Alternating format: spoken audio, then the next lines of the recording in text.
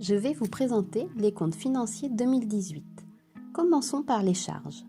Nos charges d'exploitation, supérieures à 2017, sont de 438 215 €, dues à l'augmentation des charges de restauration des mercredis loisirs suite au changement des rythmes scolaires, ainsi que des charges liées à la réception des artistes et des frais de formation du personnel.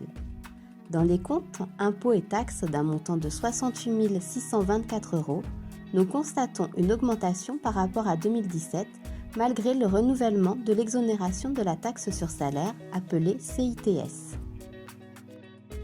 Les charges de personnel supérieures à l'année précédente sont de 1 311 789 €. Cette augmentation est justifiée par nos obligations légales liées aux fins de contrat et au remplacement des salariés. Les charges de gestion courante sont de 21 732 €. Elles sont constituées des droits d'auteur de 4 550 €, des pertes de recettes pour 2 742 €, des dotations pour amortissement et des risques pour emploi pour 14 440 €. On retrouve dans les charges une estimation des charges supplétives pour un montant de 340 677 €, ainsi que la valorisation du bénévolat pour 72 423 €. Et maintenant, passons aux produits. La vente de nos activités de 392 065 € est supérieure à 2017. Cette augmentation s'explique principalement par la participation des usagers en hausse due à l'ouverture des mercredis loisirs à la journée à partir de septembre et à l'augmentation du nombre de concerts. Les subventions d'exploitation de 1 395 157 € sont en légère augmentation. Et maintenant, dans un ordre choisi, commençons par l'État pour 32 169 €, en diminution due à la fin d'un contrat aidé. La région pour 447 €, le département pour 18 500 €, le Pays du Mans pour 6 000 €, la communauté de communes pour 736 734 € qui a réévalué sa subvention due à la hausse des charges de personnel liées au mercredi loisirs, la commune de Brett-les-Pins pour 2 840 €, la commune de Chasles pour 2 254 €, la commune de Changé pour 191 067 €, la commune de Parigny-l'Évêque pour 6 493 € et la commune de Saint-Marc-de-Tillier pour 2 866 €. Nous avons reçu de la CAF 382 743 €, répartis en 3 chapitres de financement. Le premier concernant les agréments Centre social et famille pour 87 690 €, le second concernant les prestations de services liées aux activités pour un montant de 291 730 €, le troisième les subventions de fonctionnement de 3 323 €. La MSA nous a également versé 8 544 €. Concernant les subventions d'exploitation, nous avons reçu une aide de la GEFI de 1 000 € pour l'aide à l'insertion professionnelle et à la création d'un CDI pour un travailleur en situation de handicap. La CARSAT nous a versé 3 500 € pour le secteur famille.